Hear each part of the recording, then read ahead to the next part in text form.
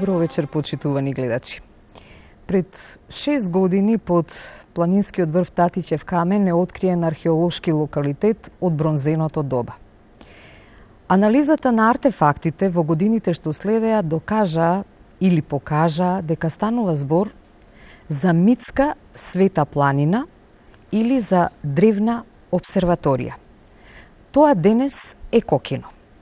За да раскажеме оваа приказна, вечерва во студиото се господинот Ѓоре Ценев, кој што, да речам, е задолжен за научниот дел на приказната Кокино, и господинот Љупчо Илиевски, кој што се грижи уметнички да ни го доближи она што денес значи Кокино. Господине Ценев, Кокино, рековме, пред 6 години 7 е откриено. Меѓутоа, како да не постоеше, можеби пред тоа и потоа свест кај нас во Македонија за значењето на оваа древна обсерваторија, се до оној момент додека НАСА или американците не ја вброија и не стана 4-та обсерваторија. Па кажете ни нешто повеќе, значи, што е Кокино денес? Кои се најновите сознанија до кои што вие дојдовте? Кокино беше големо изненадување. Мислам, првите анализи што ги направивме во 2002 година, мене ми дадо веднаш резултат дека се станува збор за еден локалитет од исклучително значење, од рангот на Стоунхендж, што веднаш тоа го кажа. Но се разбира, никој не можеше да поверува така лесно, затоа што едноставно во источниот дел на Европа вакви локалитети едноставно нема. Наеднаш се појави Кокино како пандан на сите овие слични локалитети широм светот познати, како што се од типот на Стоунхендж, Мачу Пикчу или нешто слично. А во Источна Европа тоа го немаше, не само Кокино како тако, како обсерваторија, туку немаше многу податоци за народот или населението кои живееле на овие балкански простори во тој бронзен период од развојот на човековата цивилизација. Дури ако имаше некакви податоци, најчесто се идентификува како некакви варвари или нешто слично, и тоа во пежоративно значење. И наеднаш се појави Кокино како древна обсерваторија. Древна обсерваторија секогаш значи развиена цивилизација, развиена култура. И одеднаш почна многу луѓе да се прашуваат дали тоа е навистина обсерваторија, дали навистина тука постоеле некои луѓе кои имале толку развиена култура. Денес веќе е таа позната во светот и во научната јавност, што е многу битно, поготово за мене. Призната е како таква, како исклучително значен локалитет. И секоја година ние само придонесуваме кон афирмацијата и многу е важно во научната потврда на нови локалитет. Бидејќи вие научно, како што реков, се бавите, многу се направени истражувања на Кокино, нели, вие сте од 2002 година, а да речеме дека, да кажеме дека локалитетот е 2001 година, нели? Археолошки, да. Археолошки откриен. Значи, кои се најважните сознанија до кои што дојдовте и ми спомнавте деновиве дека веќе имате 2 нови откритија што, така да речеме, еве можеме да ги промовираме условно и во нашава емисија? Па знаете, овој крајот на годината секогаш некако е вообичаено да се погледне наназад, да се види што сте направиле во текот на годината. И кога ќе погледнеме наназад што сме направиле само оваа година, например, околу Кокино, може навистина да се каже дека поприлично е направено. Јас само еве таксативно неколку ќе набрам, па ќе се навратиме на научните истражувања. Например, тие се направени 2 големи откритија од типот на дефинирање на календарот и дефинирање на циклусот на затемнување. Ќе зборуваме малку подоцна токму за овие слайдови што сега одат и ќе ги дообјасниме од типот на календарот. Така, потоа, значи да ги кажеме кои се сега најзначајните услови. Да, значи овие 2, потоа во научен смисла зборам колку е значено оваа година, затоа што во научен смисла го афирмиравме и пред светската научна јавност, например, на покана, например, Институтот за астрономија на Бугарската академија на науки, ние одрживме 2 предавања во Софија и во Рожен, тоа е едно од 2 најголеми обсерватории на Балканот. Во Белград со 2 труда одевме сега во октомври, значи пред исто меѓународна конференција на астрономите. Оваа година направени првата веб страница за Кокино, оваа година се направи изложба на фотографии, чиј автор е Љупчо Илиевски, и на артефакти. Оваа година се пушти и првите 2 марки со податоци од кокино. Тоа само се дел од податоците што мислам од оне што е сработено околу кокино. Инаку едно од најзначајните откритија е токму календарот, дефинирањето на календарот од кокино. Зошто е тоа значено? Затоа што не имавме податоци дека кокино е обсерваторија, затоа што имавме докази, утврдивме централна позиција и 7 маркери. Дали се тоа овие? Ова е сега за времето, значи за календарот. Што оди во моментов, значи во режија ако може да ги видиме и слайдовите кои што се направени. За да можеме веднаш да ги коментираме, за да бидат појасни.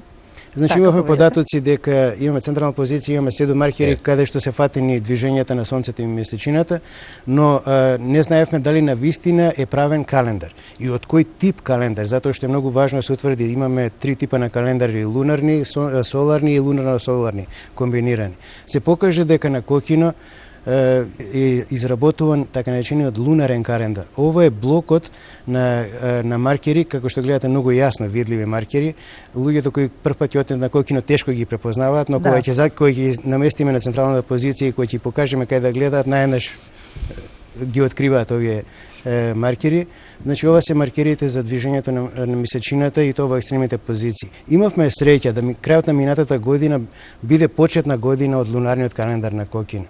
И тоа е од циклус од 19 години. Значи на 5-12 декември минатата година месечината имаше таа екстремна позиција кога всушност почнува календарот од кокино и месечината изгледа токму како што и теоријата и мерењата покажува точно на тој маркер. Значи, ако го пропуштевме тој момент, ќе чекавме до 5 декември 2025 година. Значи ќе чекавме цели 25 години за да... Да, и ова што ние го сликавме и што го видовме јас и Љупчо, например, ова другите ќе го видат дури во 2025 година. Морам да напомнам ја овде дека оваа фотографија, основата е фотографија, така? Меѓутоа месечината беше исклучително силна со својата светлина, така да ова е компјутерски доработувано на основата фотографија. И затоа е вака и убаво. Малку повеќе, многу светло треба за да се добие вистински. Сега што е значено на оваа фотографија и што е значено за лунарниот календар? За прв пат, јас колку што знам, за прв пат во светот ние имаме стрикно одреден маркер камен за одредување на должината на лунарниот месец. Значи во лунарниот календар имате така наречени лунарни месеци кои имаат должина од 29 дена и 30 дена. 29 дена се зимските, 30 дена се летните и овдека ние видовте и самите дека точно 29 дена во другиот маркер изгрева месечината. Значи еве каде тука сега веќе ставено исто како што вели Љупчо компјутерски направена фотографија за да се покаже должината да сликаме за месец дена на лунарниот месец и точно двата маркери кои покажуваат. Ваква позиција и вакви два маркери кои стрикно мерат должина на лунарен месец, кај јас колку што знам прв пат се наоѓаат на една мегалитска обсерваторија.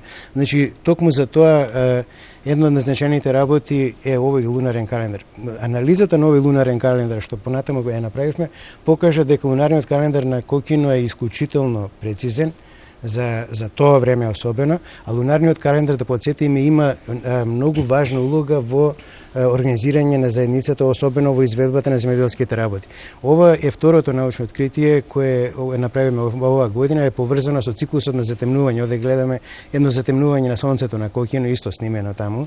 Значи ова е фотографија од кокино со затемнување на сонцето, но овдека е многу значено да се каже дека ние всушност зборуваме за одредување на позиции на затемнување на полната месечина. Можеме понатаму да одиме со следовите. Еве таа, значи прво најдовме посебна позиција од каде се наблюдувала затемнувањето на сонцето и месечината и ова гледате на многу убава позиција која е лесно видлива и се наоѓа на кокино, каде што човекот кој стоел тука бил свртен сега со лицето кон исток и на исток од само оваа позиција се гледаат 4 маркери кои означуваат позиции на изгревање на полната месечина кога настанува целосно тотално затемнување на месечината, но со циклус од 54 години и 34 дена. Тоа можеме и да го... Еве ги тие 4 маркери, значи само од оваа позиција се гледаат, не од друго место. Значи се појавуваат само во одреден период Многу е значено што најстариот маркер е од 1917 година пред нашата ера, тоа значи дека ја поместивме малку и староста на обсерваторијата, но бидејќи е потребно и долго време за да се фатат овие циклуси, тоа значи дека целиот 20 век тука исто се наблюдувало движењето на сонцето и месечината, тоа значи дека Кокино всушност потекнува од 20 век на овој пред нашата ера, или едноставно обсерваторијата е најмалку стара 4000 години. Така. Господине Љупчо Илиевски, да кажам сега еве малку и за нашите гледачи. Вие сте инаку наш професионален камерман во македонската телевизија. Да. И како ви е попријатно зад камерите или сега кога сте овде пред камерите? Нема дилеми, секогаш зад камерата. Секогаш ви е поубаво зад камерите. Но добро, заслужен за овие прекрасни слики, за оваа уметничка приказна, како што ја нареков на Кокино, сте вие. Што за вас Кокино представуваше за да работите на овој план и колку ве значеше уметнички предизвик за вас за да ги добиеме овие фотографии така како што ги добиваме, зашто слушнавме дека да не речам минутите, месеците, деновите се важни за да се докаже нешто во научната приказна. Па, се почнува така некако случајно. Бев замолен да направиме на серија фотографии за едно истражување. Го сторив тоа и го чинам веќе тоа 6 години. Кокино е дефинитивно планина која плени и тоа се гледа по повеќе слојноста на езина. Едниот слој е археологијата, сакаа нештата да се случат и ја направивме како што прво беше откриена археологијата. Така и ја направивме изложбата од тој тип, иако Музеот на Куманово имаше своји фотографии и сите тие нешта беа документирани, сите предмети што беа изнајдени. Меѓутоа за мене беше посебен предизвик да направам од тие предмети што 4000 години стоеле под земјата, да најдам еден начин да ја потенцирам таа мистичност, делови од таа убавена, еве нешто може да видиме. Да, сега веќе гледаме, значи. Тоа се дел од археолошките ископини на локалитетот Кокино, кој мал дел е истражен за жал, се уште има многу таму да се истражува. Али јас се обидов малку некој друга. Космеке археолошкиот, господине Цене, вие ми спомнавте која беше површината на Кокино целата, а колку е археолошки истражено, значи ние ова година во рамките на американскиот грант кој го добивме за истражување на Кокино направивме 3D мапа, тоа значеше и точка по точка мерење на локалитетот, значи ги измеривме сите позиции, површини и слично. Утврдивме дека археолошкиот локалитет се простира на 30 хектари, тоа е 300.000 квадратни метри. А истражени се само 300 квадратни метри. Значи останува уште, се извинувам, значи сакав само многу работа од тој аспект, меѓутоа јас се обидов да дадам еден свој дел во овие убавени што беа најдени тамо. Реакцијата, изложбата беше минатиот месец во Куманово, беше одлична. Се уште се говори за тоа и тука не треба да се застане. Другиот предизвик е не помалку интересен, се разбира. Ова е мотив исто таму најден кој е и на марката кој ги извадов на едно тие две марки, значи едниот беше од археологијата, токму овој амулет, и следниот е од маркерот на сонцето кој е од астрономијата. И велам дека тука тоа е едниот слој. Вториот слој кој е исто така и интересен е астрономијата со сите своји тела небесни убавени, меѓутоа и тешкоти. За разлика од археологијата која плени со својата убавина и студиското снимање, во астрономијата бара многу нешта. Пред се бара добра опрема, некои екстремни вредности, многу широко аголни, широко објективи. Од една страна, од друга страна, многу објективи со телеобјективи со големи жижни далечини. И бара пропратни опреми, стативи, светла и сите тие нешта. Повеќето од тие нешта ги импровизираме ние, али се трудиме да направиме и направивме интересни фотографии. Се надевам дека ова се што и досега видовме и ќе видиме. Се надевам дека ќе имаме можност да направиме на убава изложба и од астрономијата. И еден трет дел е моето видување на кокина. Тоа е многу поинакво од сите други видувања. Јас повторно сакав некои мистичности да покажам во тие области. Она што мене ме провоцирало на таа планина, во понатамошниот дел на разговор. Ова сега што го гледаме, сакам да искоментирам оваа слика. Ова е слика од едно ноќно снимање. За разлика во светот, сега купуваат објективи со ИС една ознака, тоа значи дека имаат вграден стабилизатор самиот во себе, кои сите потреси ги анулира, значи ги сведува на минимум, пошто ние ги немаме тие работи, ние употребуваме сол, мислам многу убаво може да се види пакување сол од килограм и на секој објектив по еден таков добива пакет од сол и ги добиваме истите резултати, приближно истите резултати со вибрациите. Иначе ова е дел од екипата која перманентно овие 6 години работи, волонтира со сета своја љубов во Кокино. Едниот е господинот Чедомир Арсовски, кој изврши тоа снимање на целиот простор. Горе кажа дека тоа би отприлика околу 700 точки на едно одење снимивме. Тоа се многу, околу 30.000 точки од Кокино, значи измерени лазерски, исклучително прецизно, кои даваат основа за 3D анимации од една страна, од друга страна се повеќе ја форсираме една идеја да се обидеме да направиме таа трета димензија, пошто во Македонија веќе дојде еден специјален плотер кој на тие зададени точки вредности прави еден релјеф, па потоа се премачкува со еден специјални премази за да тоа биде тврднато, да добие една цврстина и на крајот да хендикепираните лица со оштетен вид да можат точно со пипање да буквално да го осетат просторот над Кокино. Така. Малку да бидеме сега можеби нескромни. Нели ние рековме Стоунхендж, Кокино доаѓа малку понив.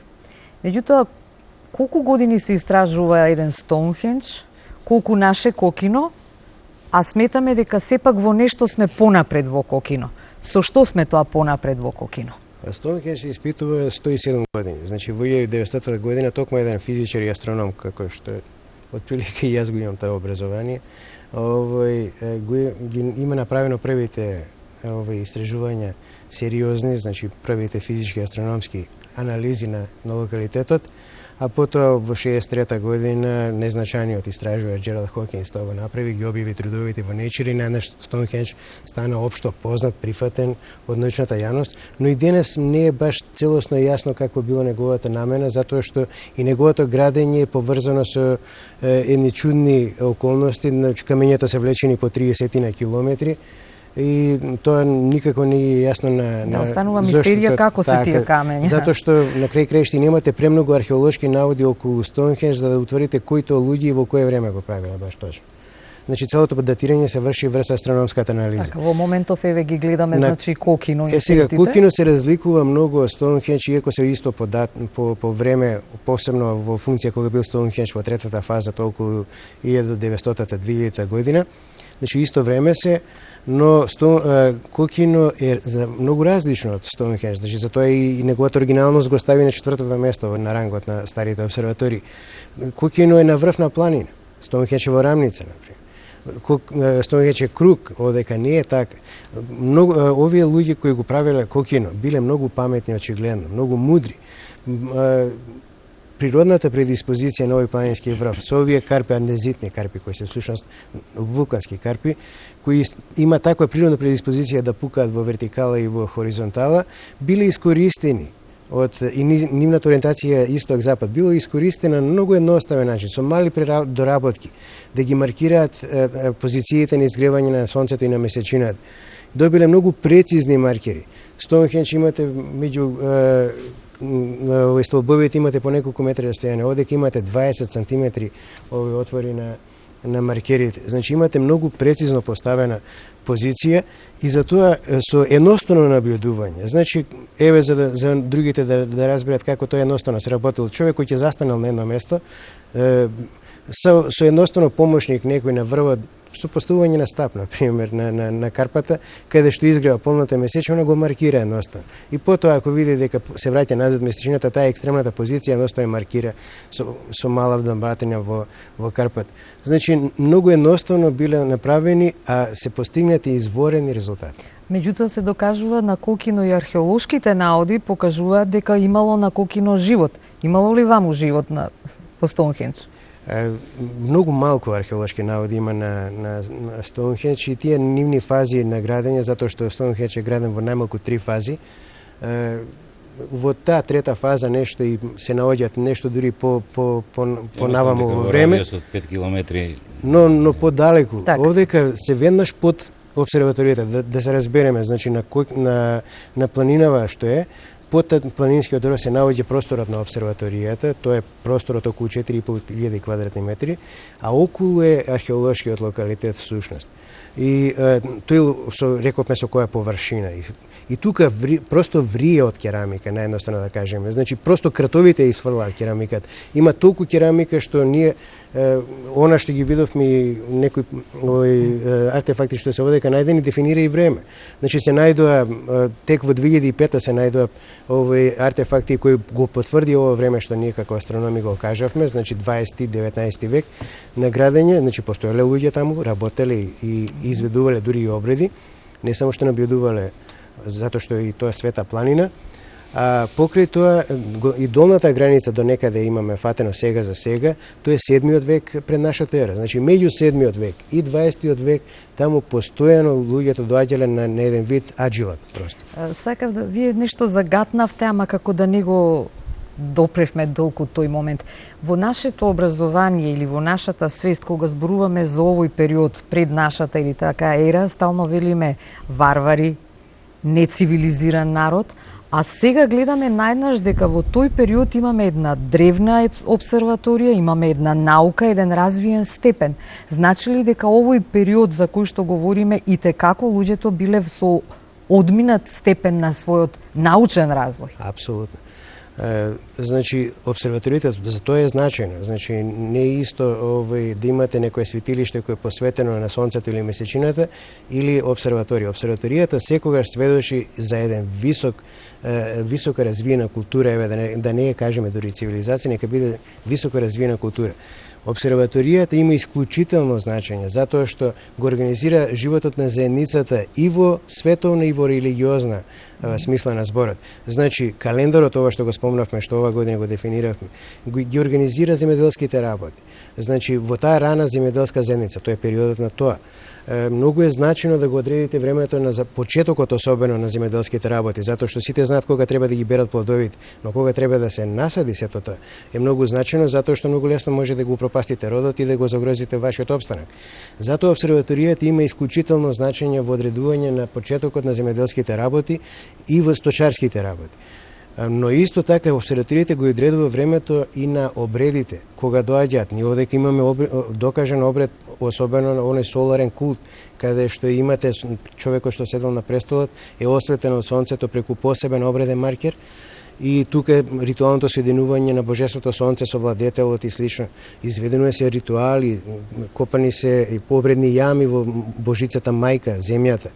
Значи, обредни јами се поставани посебни дарови за да ги оплоди, да обезбеди богата жетва за едната година.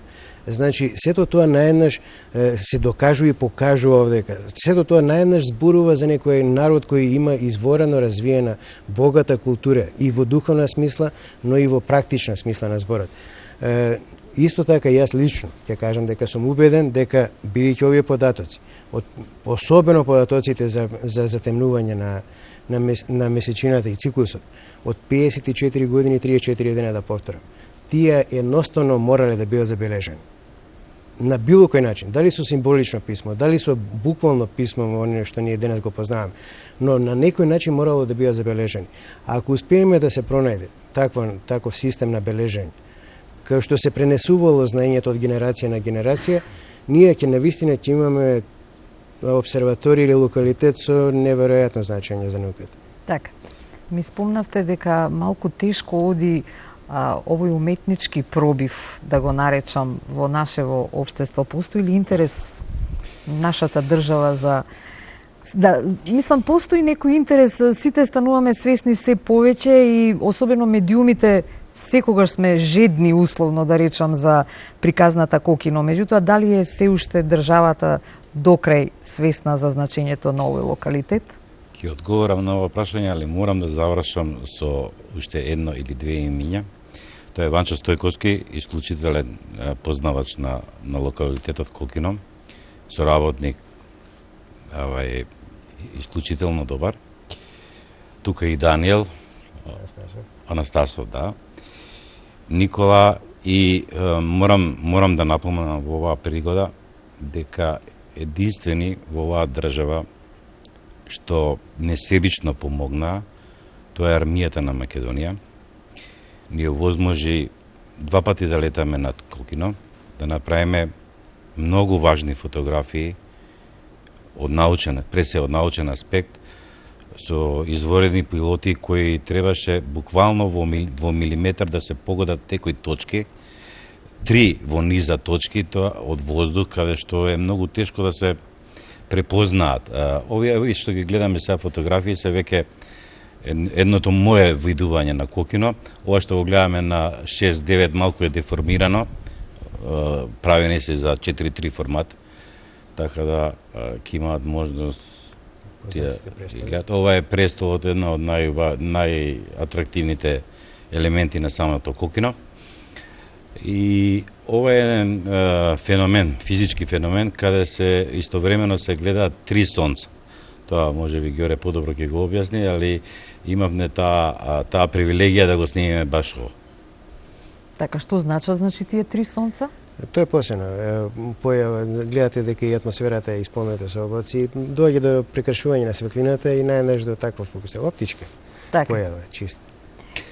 Што се однесува до интересот, пред се, ние се трудиме, се обидовне, оваа година извадовне 2 марки кои по сите оние нешта што дојдеа до нас вела дека многу високо котираат.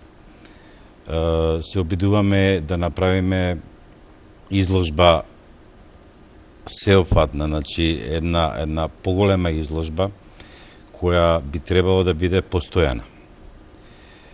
Постојана токму можеби само ради тоа дека во сите овие времења кога би сакал ова да искоментирам слика, ова е фотографија направена навечер. Тоа во средина бело горе е Северница, звездата Северница, а се она друго е движење на земјата околу неа. Направено е, тогаш имавме можност, земавме еден агрегат, па го осветливме убаво тој долниот дел престолот. Значи, ова е вака оригинално. Ова е оригинално, значи, не станува збор за симулација или за некоја компјутерска дообработка? Не. Ова е чисто оригинална фотографија направена без никакви примеси од Фотошоп. И повторно таа болна тема, треба да се направи изложба од постојана, меѓутоа треба да не биде со еднократна употреба. Значи, треба да биде видена, поготово сега кога не негираат, што ја знам, и име и сите тие нешта. Ова е еден убав начин да покажеме еден континуитет на живење на овие простори од 4000 години со една цивилизација. Дека сме млада нација, нели? Па не, еве, овие се на крај едни фотографии кои се интервенција во простор. Оваа серија се уште не е завршена, али сакав да ја прикажам за прв пат како еден континуитет во понатамошната работа. Так, сега бидејќи го доправте овој момент, пред крај не би сакала во овие вака условно да речам научни дебати, ама не можеме да избегаме малку и од политичкото прашање. Дали сметате дека ваквите научни и други документи можат да и послужат на нашата политика, на нашиот политички естаблишмент за докажување на некои наши вистини? Како не, ја не знам колку имаме времено да ви кажем неколку работи што се поврзани со кокино, а исклучително значи имаат и во научно, но и научно потврдена на староста на нашата нација. Знаете, покрај другото, покрај кокино, јас 25 години работам на полето на етноастрономијата. Тоа значи веќе имам издадена и книга со сите ти работи и за прв пат во Македонија, тоа беше потврдено на отварањето на изложбата, ги запишав сите тие така наречени космогониски мотиви или овој космогонијата на македонскиот народ. Се покажа дека тоа, сите тие митови се исклучително поврзани со кокин. И со сите тие, значи таму ги имаме мито за сончевата планина. Тоа каде што исто на кокино имаме. Имаме мито за земјата како живо суштество, како богиња мајка. Сето тоа покажува дека тоа мора така и да биде, затоа што ако на пример немаме никаква поврзаност како ехо во нашиот народ, постоењето на ваква планина, света планина и сончева планина, тогаш или ние сме некој нов народ тука дојдени, или овој кокино едноставно е нестварно, не постои. Мислам, не е тоа. Но само да илустрирам за да бидеме најасно за што станува збор, овие космогониски митови што за прв пат ги забележавме во мојава книга, се пренесуваат од колено на колено по усмен пат. Значи, во тие 25 години јас посетив и мојата екипа, 140 села во Македонија, испитавме неколку илјади стари луѓе и ги собравме тие мотиви, тие митови и сетите имиња, поделби и слично. Само да како илустрација да го спомнем мито за земјата. Значи, во нашиот народ, сите се веруваат во христијанската религија, но паралелно постои еден систем на верување кој влече она што ние велиме пагански корени. Значи, се дека се верува дека земјата е живо суштество, што не е христијанска работа, дека секогаш стар човек во селата кој ќе сгреши, секогаш ќе лекне, ќе бакне земјата и ќе рече извини или опрости ми земја мила мајко моја. Овој мит за земјата како живо суштество влече најмалку корени 3000 години наназад. Ако 3000 години овој мит обстојувал на овие простори, усмено пренесувајќи се, тогаш ние можеме лесно да заклучиме дека на овие простори, на централно-балкански простори, живее една популација, нема да зборуваме која, но живее една популација која зборува еден ист јазик, за да може тоа да го пренесе. Тоа значи еден од фактите кој зборува за нашите длабоки корени. И сега малку и практично да ве прашам нешто. Ова се големи научни сознанија и пак се враќаме нели на поразвиениве обсерватории. Туристички се многу искористени. Апсолутно. Кокино наше, за жал, се уште може некој во момент овака како го гледа и да рече па како да стигнам, па како да отидам. Еве двајцата како можеме значи да го направиме кокино да биде туристичка атракција и се разбира не само па да речам достапно и за нас македонците, зашто мислам дека се уште сите не го виделе кокино. Ева како илустрација, ако ми извини Илчо, да ви кажам само кој е потенцијалот. Стоунхендж годишно го посетуваат 1.200.000 луѓе. Мачу Пикчу, кој е многу позафрлено место во Јужна Америка, многу понедостапно, годишно го посетуваат 700.000 луѓе.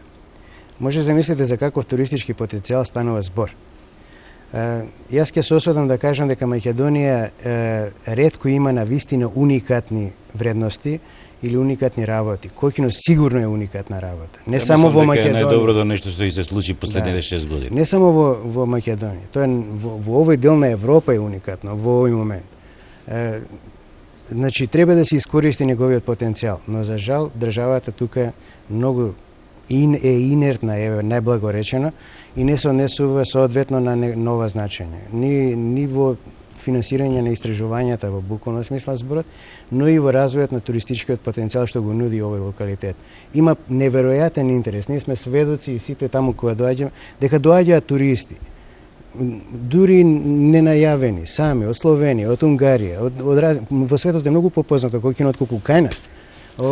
Да, затоа што пред 2 години веќе имаме наши фотографии и текстови во англиски на вебсайт на Англија, вебсајтови, а дури пред некој месец дена овде извадовте страница. Инаку на веб страницата на Кокино, која ја изработи Македонското истражувачко друштво, има многу едноставна адреса www, знаете, Kokino.org.mk. Може да се најдат сите информации веќе за Кокино и има дури и анимации за пристигнување до Кокино, тренувајќи од Охрид до Кокино и од Скопје до Кокино, така да дури и странците сега многу лесно може да го најдат Кокино. Но сепак таму тоа е сепак гол простор, едноставно ледина, нема никакви туристички капацитети, значи или понуда, така да многу треба да се работи за да се искористи. Значи тој всушност може да биде и незабележан ако практично некој не знае. Јас нели дури ве прашав како вие забележавте во овие камења, нели како ги видовте сите маркери, како видовте се она што веќе го докажувате. Токму тоа сакам да кажам, Кокино практично не и препорачувам на луѓето да одат сами да го посетуваат. Најдобро е да се организираат и да имаат туристички водичи. Ние обучевме 30 туристички водичи за да ги носат луѓето кои сакаат да го посетат Кокино, затоа што вие сами отидете никош нема да ги препознаете маркерите ако не знаете каде да застанете и што да гледате. Втора работа, многу е важно да кажеме дека постои голема опасност од ваквите посети, особено со големи групи, имавме сведоци, сме и на такви посети, да го оштетат локалитетот. Карпите лесно пукаат, лесно се кршат, особено маркерите, и ако не се внимава како се постапува со нив, многу лесно ќе го уништиме. Значи Македонија во овој случај има должност, затоа што Кокино веќе е јасно дека има значење и е дел од светското културно наследство. Дури каменена маса има интервенција од УНЕСКО и од Меѓународната астрономска унија да се запише прво во привремената листа на УНЕСКО за заштита на културно наследство, а потоа и да се покрене процедурата. За следната година дури званично од наша страна од МКЦ како носител на археоастрономските истражувања покренато тоа како прашање, како проект. Ќе видиме како ќе реагира државата и во овој случај. Но, значи, имаме должност да го зачуваме. Ако тоа стоело 4000 години, ние имаме должност како држава да го зачуваме за следните генерации. Ако не за себе, барем за генерациите. Таму има некои концерти, веќе нешто се одржуваше, заживува на некој начин. Не е тоа решение, ни одблизу. Пред се треба инфраструктурата да се реши таму. Немате струја, немате соодветни контењери за џубре, пред се не е ограден. Може секој да отиде, буквално се да направи.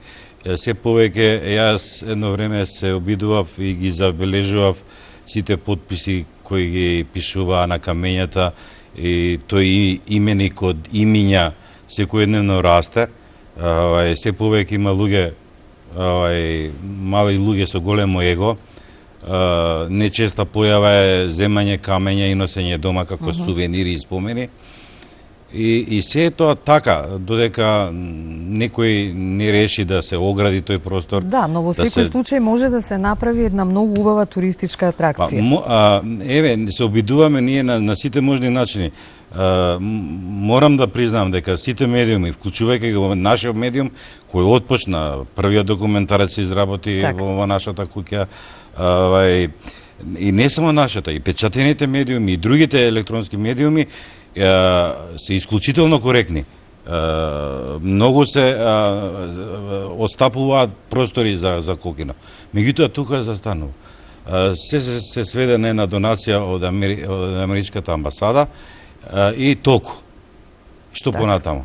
Нашиот ентузијазам не стигнува, не е тоа во прашање. Да, но тоа треба да се доближи до пошироките, условно да речам, и во Македонија, да не зборувам и надвор. На крајот на емисијата само би сакала да ве прашам, дали предстојат некои нови истражувања на Кокино? Да, мислам, анализите покажуваат дека, например, еден локалитет археолошки кој до сега само беше познат по своите обредни јами, например Пелинце, кој од ова време, значи од 20 век пред нашата ера, е исклучително поврзан со Кокино, и тоа е едно од населбите на луѓето кои буквално го направиле Кокино. Затоа што Кокино не е живеалиште, значи имате живеалиште во околината, а на пример Пелинцеви е на само 7-8 километри воздушна линија од тука. Веројатно во околината има и други такви живеалишта, но уште поважно е тоа што на пример веројатно во околината има и мали светилишта кои го пренесувале сигналот или информацијата од Кокино. Како се пренесувала информацијата од Кокино? Со едноставно палење на оѓен зад на самиот врв. Во круг од 30 километри најмалку се гледа тој оѓен. И со таа информација се пренесува дека дошол денот за изведба на земјоделските работи или дошол денот за некој изведба на некои ритуали. Ако имате и мали светилишта кои го пренесуваат со дополнителен оѓен, на пример, тоа може да офатите територија со големи димензии и во круг целиот централен дел на Балканскиот полуостров да го информирате за овој настан. Всушност да документирате животот на земјицата. Значи, следат токму овие истражувања. Так, ви посакувам на крајов на емисијава пред да се одјавам, но место најава ќе прочитам нешто, но во секој случај ви посакувам успех во вашиот научен дел, во вашата научна приказна. А почитувани гледачи, дозволите ми на крајов место моја одјава еден цитат од книгата на госпоѓата Ангелина Маркус и Ристо Поповски за Филип II Македонецот. Таму вака вели: Македонија мајка, збор со исто значење на сите јазици. Македонија како мајка, како земја, како големата мајка од теракота, божица, родилка, чувар на куќата и озареник од сонцето. Не смее ништо да се занемари. Ни Богот, ни божествата, ни богочовекот, ни улогата на самиот човек. И не се знае што не инспирира повеќе. Дали херојствата во животот или херојската смрт. Секој спознае настан, испраќа пораки. Внимателно со сонцето, со ловот, со храната. Поколенијата учат подеднако од успехот, но и од неуспехот. Македонскиот народ поминал ни сите фази на создавање и живење и оставил траги за човештвото. Почитувани, Кокино е само дел од безбројната и бескрајна македонска приказна, но се надеваме дека во нашите емисии понатаму ќе можеме да ги доближуваме до вас ваквите успешни приказни кои во Македонија ги има многу.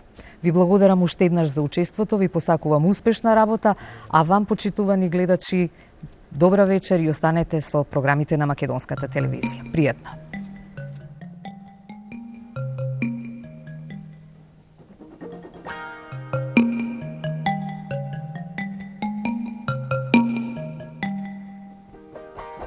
Thank you.